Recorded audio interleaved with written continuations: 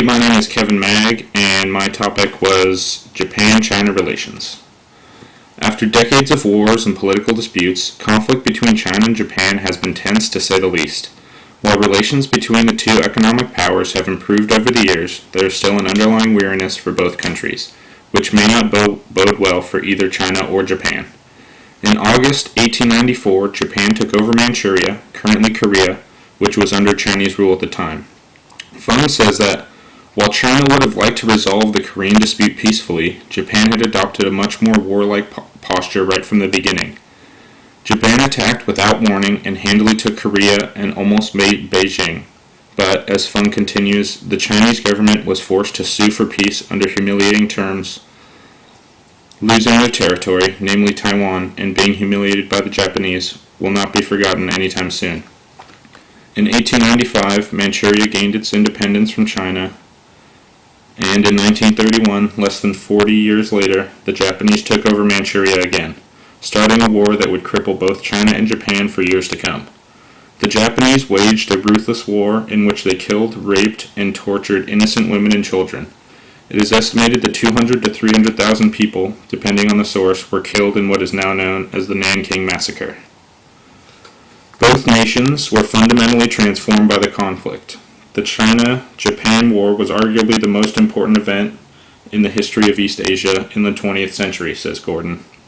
China went into communist revolution, and Japan was devastated by both the war with China as well as its simultaneous war with America. Japan's treaty with America after World War II, the Treaty of Peace with Japan, gave the island of Taiwan back to China.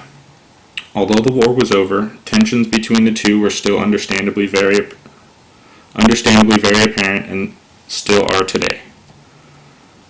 The Yasukuni Shrine in Japan, created by Emperor Meiji, honors those who have died defending the Japanese Empire.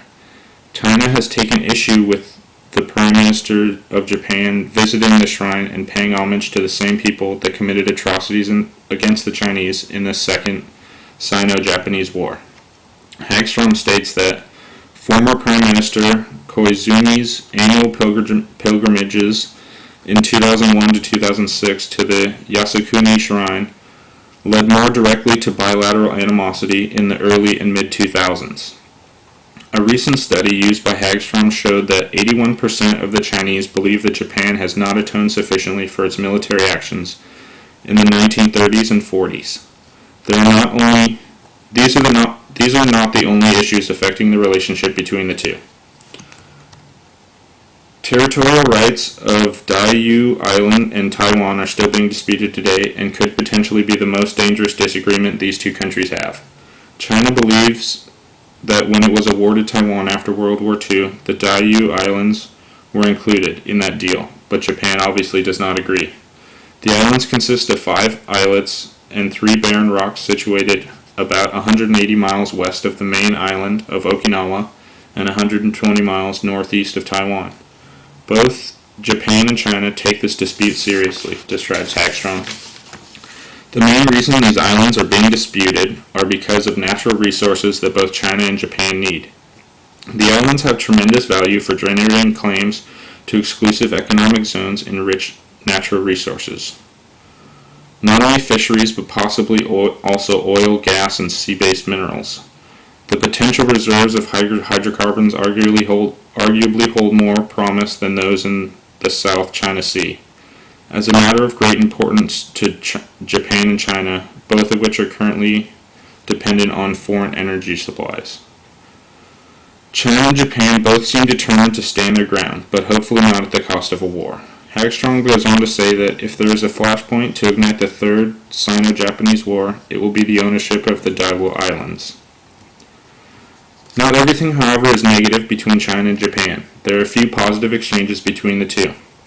Interdependence is evident by the existence of 21,600 Japanese companies in China that directly or indirectly employ over 9 million Chinese, and that 250,000 Japanese nationals live in China.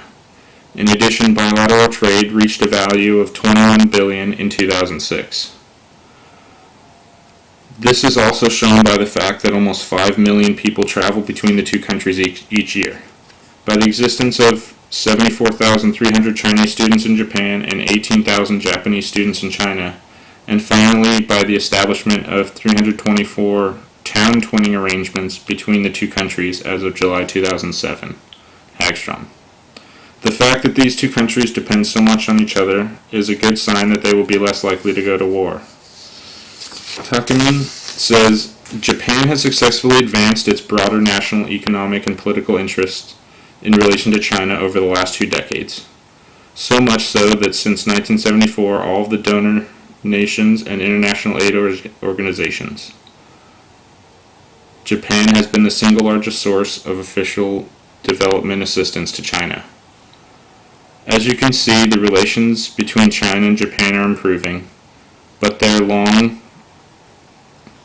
violent history is slowing their path to friendship and threatens to stop it altogether.